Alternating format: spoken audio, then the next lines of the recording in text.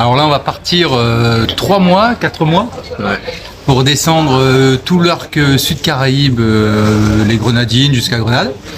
Donc une belle petite croisière père-fils en perspective. Et comme avant tous les départs de nave, les veilles de nave, bah on vient se poser, boire un petit verre. Là, on est autour d'une petite assiette d'acra. Voilà. Donc on va se régaler. Et demain, on lève l'ancre. On profite de ce joli coucher de soleil, de cette fin de journée à Grand'Anse, là en Martinique, parce que demain on lève l'ancre et on part pour Sainte-Lucie, demain matin.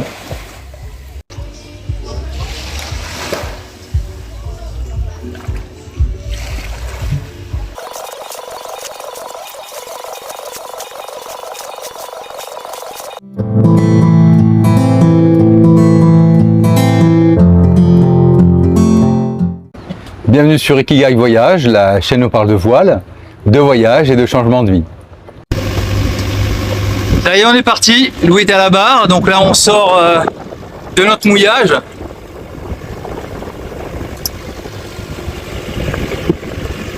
Et direction Sainte-Lucie, là-bas.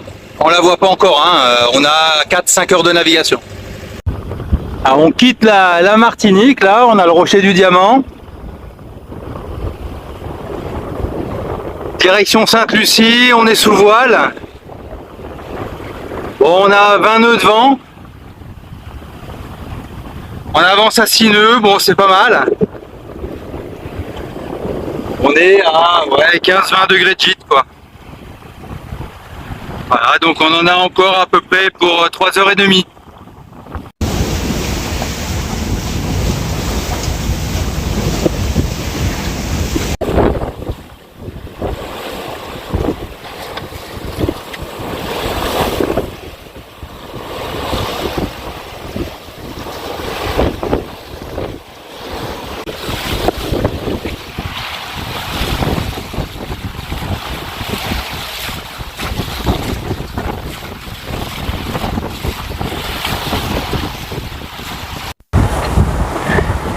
Bon, on a un riz dans la GV, un riz à peu près dans le génois là.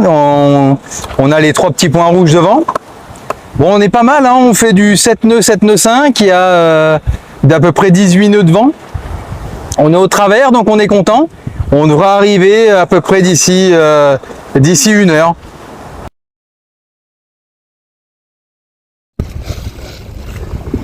On arrive à Sainte-Lucie, donc on a Pigeon Island ici, la baie de Rodney Bay. Nous on va mouiller là-bas, alors on arrive en même temps, il a fait beau toute l'après-midi, on arrive en même temps qu'un grain. Donc là ça va tomber je pense pendant 5-10 minutes, le temps de finir d'affaler les voiles. Et puis ensuite on fera notre manœuvre pour jeter l'ancre.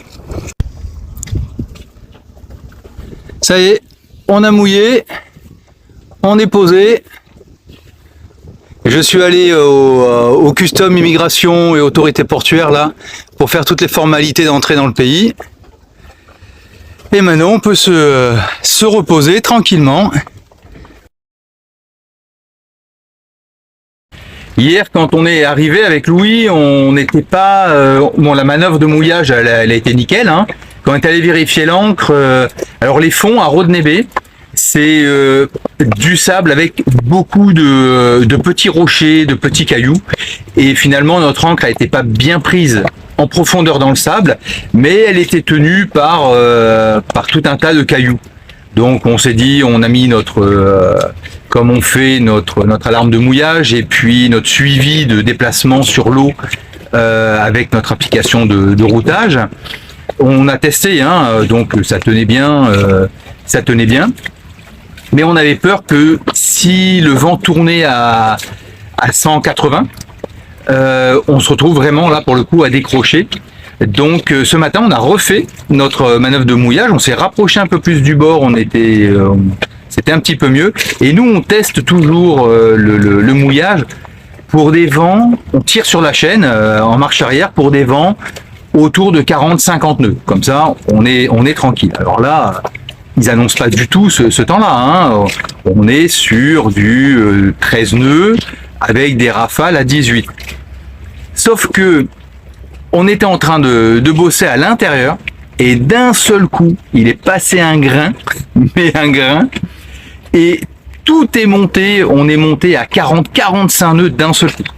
Voilà, alors je vais vous montrer ça. Alors là, on prend un coup de vent, c'est monté à 40 nœuds.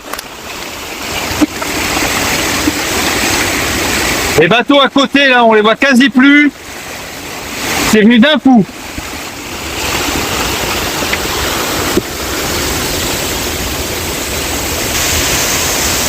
La moralité que nous on tire de l'histoire, c'est que si on n'est pas sûr du mouillage, on refait la manœuvre. Parce qu'il peut toujours se passer quelque chose d'imprévu, comme là. Toujours bien tester aussi le mouillage. Nous on mouille toujours avec 5 fois la hauteur d'eau. La hauteur d'eau du fond du fond de l'eau au davier. Hein, on s'arrête pas à la surface de l'eau. Bon, finalement, on est content d'avoir pris cette option-là aujourd'hui. Voilà, donc là, c'est 2 minutes après, ça s'est recalmé. On revoit les bateaux autour de nous, dont les deux là, ces deux-là, là, juste à côté, on les voyait quasiment plus. Alors après avoir vérifié sur notre logiciel de routage qu'on faisait bien ce que nous on appelle faire la banane, c'est-à-dire que le bateau se déplace sur un arc de cercle par rapport à l'ancre qui est dans un emplacement. Donc quand c'est monté comme ça d'un coup, vite on a vérifié qu'on dérapait pas. Bon, comme on dérapait pas et que tout allait bien, on en a quand même profité pour sortir et prendre une bonne douche parce qu'on a pas mal nagé ce matin, on était encore un peu salé. Ah là, je peux vous dire que la douche, elle a décapé, quoi. Lorsque vous êtes dans la marina à Rodney Bay, au pied des escaliers, là, vous prenez à droite, en haut, vous avez le custom immigration autorité portuaire, et puis à gauche, les bureaux de la marina. Là, on peut pas se tromper, c'est relativement simple. Ah, je me dirige vers le custom immigration autorité portuaire de Rodney Bay. Alors il y a du nouveau hein, par rapport à tout ça. Pour la partie custom, il fallait déjà passer par le SailClear, qui est la plateforme internet qui permet de pré-remplir la déclaration et puis d'arriver avec un numéro d'enregistrement. Et maintenant, il faut aussi le faire pour l'immigration. Voilà, donc au niveau de l'immigration, c'est en ligne sur ce site. Donc bien anticipé auparavant. Quand je suis arrivé, moi, le SailClear marchait pas, ni au niveau de l'ordinateur ici, ni au niveau de ma plateforme. Et la plateforme immigration marchait pas non plus. Donc je leur ai demandé de tout faire, ils l'ont fait, hein, mais bon, il y avait quand même pas mal d'attentes.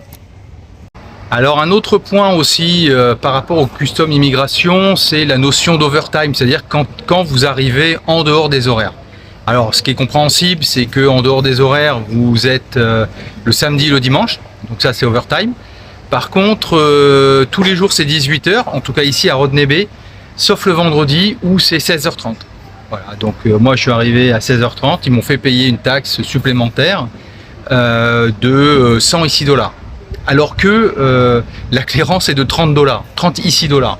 Voilà, donc ça fait un petit peu cher la demi-heure. Voilà, donc soit on arrive avant 16 h 30, soit on arrive en semaine, enfin, avant 16 h 30 le vendredi, soit on arrive en semaine avant 18 h 30, soit on vient faire sa déclaration à partir du lundi matin à l'ouverture. En continuant là, un peu à droite, il y a un guichet sous la tente là pour la banque. Mais en sortant de la marina à gauche, il y a vraiment une banque. Et le bâtiment rose qu'on voit juste là derrière, au rez-de-chaussée, c'est un petit market. Et puis en haut, il y a un ship. Depuis quelques temps, je remarque que quand on utilise le moteur en nav, j'ai des résidus de sel sur le dessus du moteur. Alors c'est très localisé. et c'est sur le haut du moteur. Donc je suppose que j'ai une arrivée d'eau de mer là qui vient suinter sur le moteur et que la chaleur du moteur évapore l'eau de mer, garde le sel. Alors c'est pas bon pour le moteur en lui-même en termes de au niveau de la surface du moteur. Bon, ça va pas faire un trou dans le moteur non plus, mais voilà, on va s'occuper de ça. Donc on a cherché d'où pouvait venir cette arrivée d'eau, ce goutte à goutte qu'on peut avoir, et finalement par déduction on en est arrivé à la conclusion que ça devait provenir du siphon anti-retour. Donc là on va démonter, on va regarder et surtout on va changer les durites par rapport à ça. En faisant la recherche de goutte à goutte, alors on a remarqué que quand on était en nave, on avait le goutte à goutte qui effectivement venait de quelque part en haut. Donc ça nous a quand même bien confirmé l'idée du siphon anti-retour. Lorsqu'on l'a essayé au mouillage, ça goûtait plus.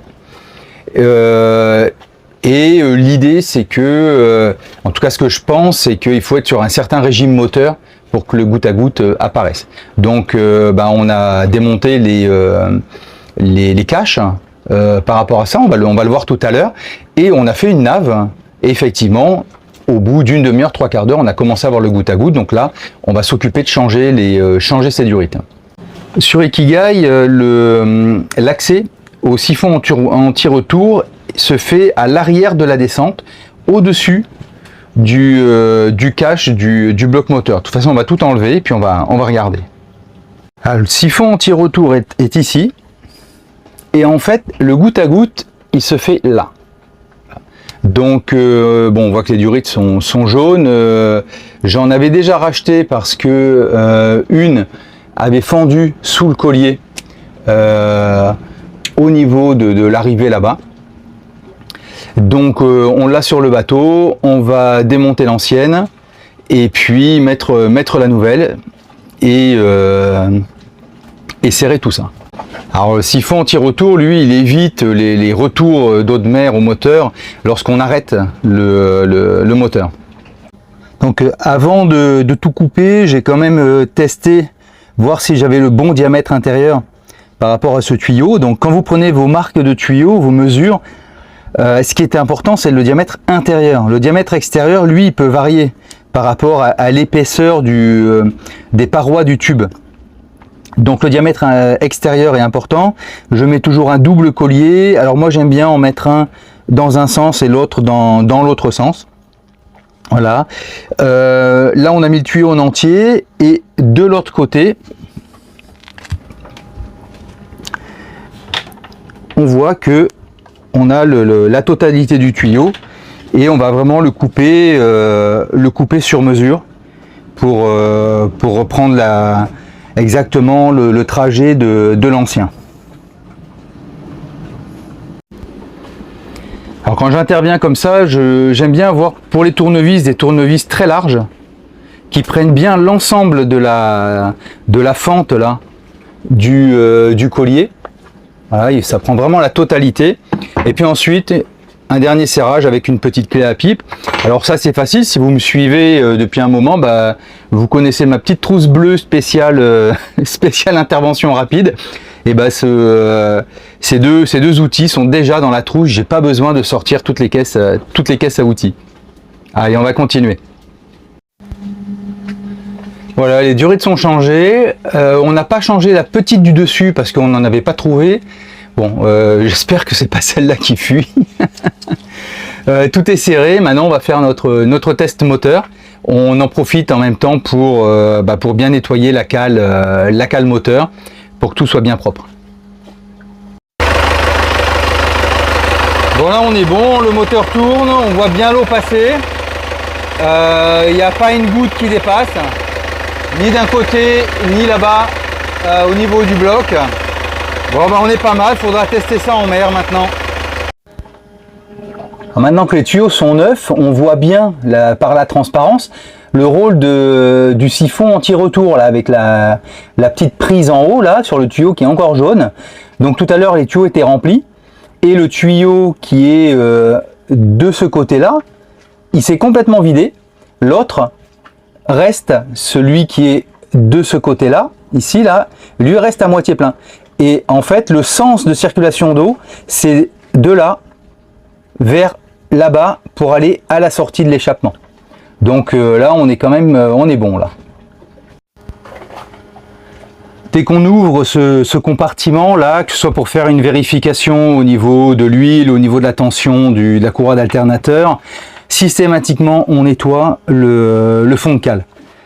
Voilà, parce que quand le moteur tourne en mer, il y a souvent de l'eau qui vient par le presse-étoupe. Alors c'est pas beaucoup, c'est un goutte à goutte, mais bon, au fur et à mesure ça remplit quand même. Et le fait d'avoir le fond toujours propre, ça permet de voir assez rapidement si on a des écoulements d'huile, si voilà, il y a une entrée anormale d'eau de mer par exemple.